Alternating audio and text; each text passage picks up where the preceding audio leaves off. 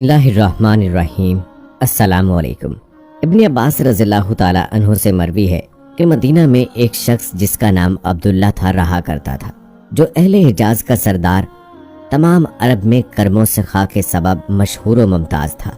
उसकी शान व शौकत को दबदबा के लिहाज से सब उसकी इज़्ज़त व तौक़ीर बकसरत बुजुर्गाना असबाब व सामान मौजूद था।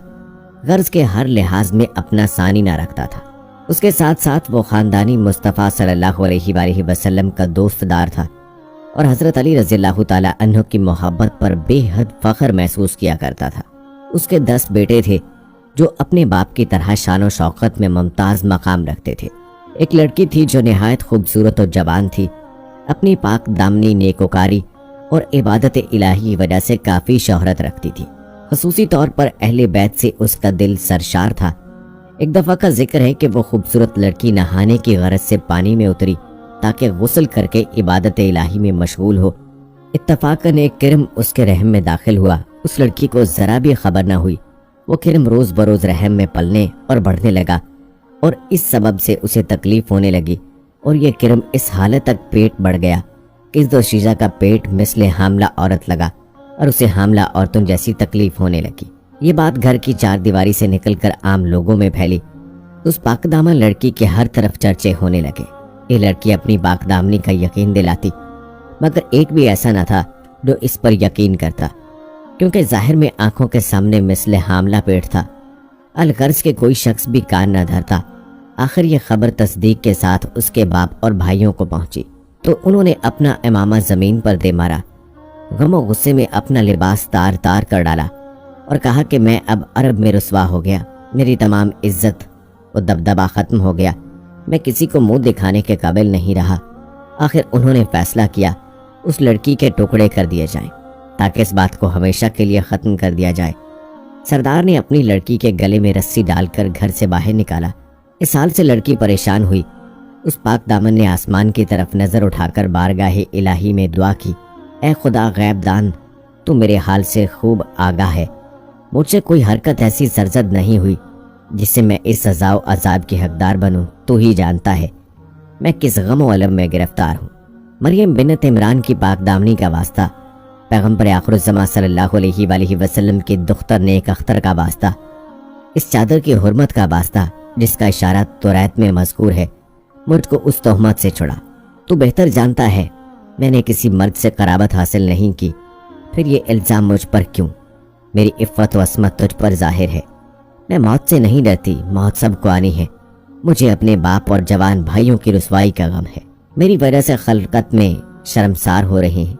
मैं उनका यह गम देखकर परेशान हूँ जो मेरी वजह से नदामत व हसरत के आंसू बहा रहे हैं।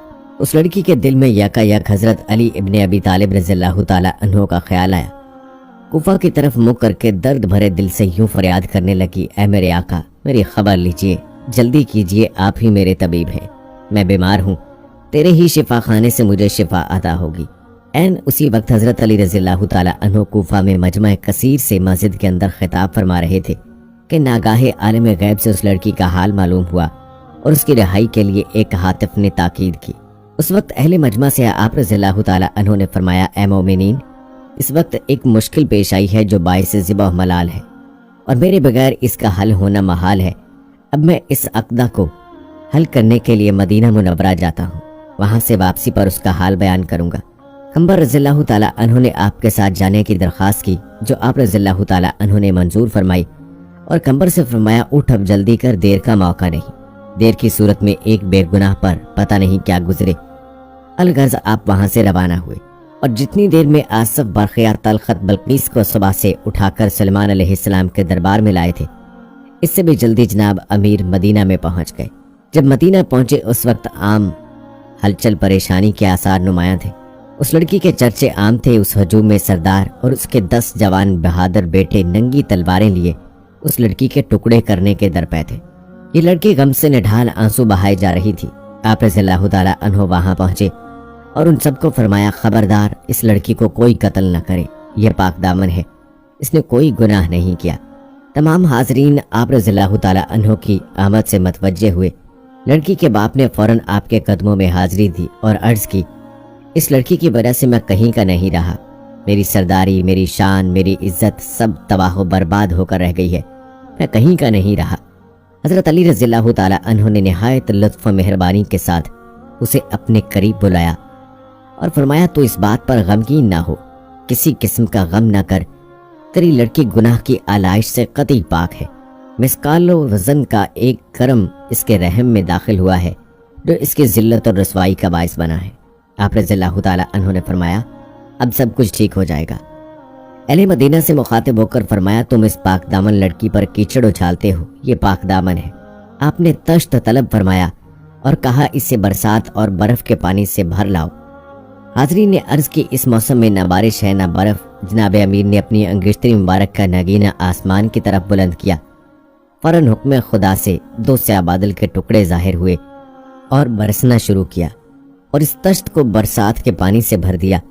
بعد ازاں اوپر کی طرف سے برف کا ایک ٹکڑا نمودار ہوا۔ پھر آپ نے حکم دیا کہ اس جنگل میں ایک خیمہ کھڑا کر دیں اور اس لڑکی کو اس تشت میں بٹھا دیں۔ پھر سب خدا کے قدرت کی طرف متوجہ ہوں۔ جب تمام کام حضرت کے مطابق ہوتا چلا گیا تو وہ کرم لڑکی کے رحم سے نکل کر پانی میں آ پڑا۔ اس طرح اس پاک دامن عورت کو اس عذاب سے نجات ملی۔ جب ترازو میں اس کو تولا گیا تو اس کا وزن ٹھیک 72 مسقال نکلا۔ آخر اس لڑکی کے باپ اور بھائیوں کو اس پریشانی سے نجات دلائی اور سب خوشی خوشی اپنے گھروں کی طرف چلے گئے۔ سردار اور اس کے بیٹے آپ کی مدح و ثنا تو پہلے ہی سے کرتے تھے، اس نجات کے بعد یہ سب ہر وقت آپ کی مدح و ثنا آل محمد کے فضائل بیان کرتے رہے۔ خلافت عمر رضی اللہ تعالی عنہ کے دوران ایک بے گناہ جوان جس کا نام سعید تھا، اس نے اپنے آپ کو گناہ سے بچانے کے لیے اور شہوت کو ختم کرنے کے لیے اپنے بیزنطین کو نکلوا دیا تھا، جس کی کسی اور کو اطلاع نہیں تھی۔ سعید محنت و مشقت کر کے حلال روزی کماتا اور عزت کی زندگی بسر کرتا تھا۔ اس کی شرافت اور پاکیزگی کو دیکھتے ہوئے خود عمر رضی اللہ تعالی عنہ کئی دفعہ اس کے پاس گئے اور اسے پوچھا کہ اگر تیری کوئی حاجت ہو تو اسے وہ حل کریں گے، مگر اس نے یہی جواب دے کر ٹال دیا کہ میری حاجت خالق سے ہے نہ مخلوق سے۔ حج کا موسم آیا، سعید نے بھی حج کے لیے مکہ جانے کا ارادہ کیا اور ایک کارواں کے ہمراہ مکہ کی طرف روانہ ہوا۔ روانہ ہونے سے پہلے اس نے اپنی امانتیں عمر رضی اللہ تعالی عنہ کے پاس لے جا کر رکھوائیں۔ عمر رضی اللہ تعالی عنہ نے بھی خوشی خوشی اس کی امانتیں رکھیں اور خود عمر رضی اللہ تعالی عنہ نے اور دوسرے افراد نے اس خدا حافظ کیا۔ اس کارواں میں ایک عورت سعید کی عاشق ہوئی۔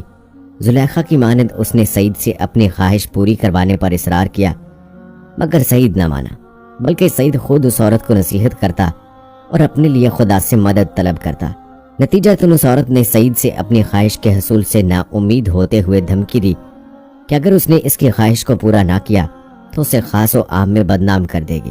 سعید کیونکہ خدا سے لو لگائے ہوئے تھا، اس کی دھمکی کی پرواہ کیے بغیر عبادت خدا میں مشغول رہا۔ اس عورت نے اپنے 500 درہم پیسوں کی تھیلی کو دھوکے سے سعید کے سامان میں چھپا دیا اور کارواں والوں کے سامنے گریہ زاری کرتے ہوئے کہنے لگی، میں ایک غریب عورت ہوں، میری پوری جمع پونجی ایک تھیلی میں 500 درہم کی صورت میں میرے ہمراہ تھی جو کسی نے چوری کر لی ہے۔ سالار کارواں نے سب کا سامان چیک کروایا۔ سعید پر کیونکہ کسی کو شک بھی نہیں تھا، لہٰذا اس کے سامان کو کسی نے بھی ہاتھ تک نہ لگایا، مگر عورت کا اصرار بڑھنے پر کہ اس نوجوان کے سامان کو بھی تو چیک کیا جائے۔ اب جو سعید کے سامان کو چیک کیا گیا تو اس کے خود سے رکھی ہوئی تھیلی برآمد ہوئی۔ اب تو عورت نے اس کے چور چور ہونے کا ڈھنڈورا پیٹنا شروع کر دیا۔ لوگوں نے بھی بغیر سوچے سمجھے سعید کو مارنا پیٹنا شروع کر دیا اور اسے زنجیروں میں جکڑ دیا۔ سعید جتنا بھی انکار کرتا، کوئی بھی اس کی بات پر اعتبار نہیں کرتا۔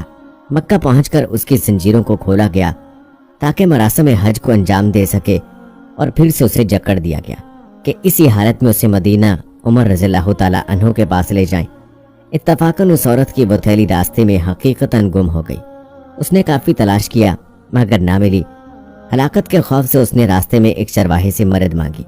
اس نے اس سے لذت حاصل کرنے کی شرط کے ساتھ مدد کرنے کو کہا۔ وہ عورت تیار ہو گئی۔ اس زنا کے نتیجے میں وہ عورت حاملہ ہو گئی تو اس نے اس عمل کے گناہ کو بھی سعید کی بدنامی میں اضافہ کرنے کے لیے اس کی گردن پر ڈال دیا کہ میں سو رہی تھی کہ اس نے آ کر مجھ سے مقاربت کر لی، جس سے میں حاملہ ہو گئی۔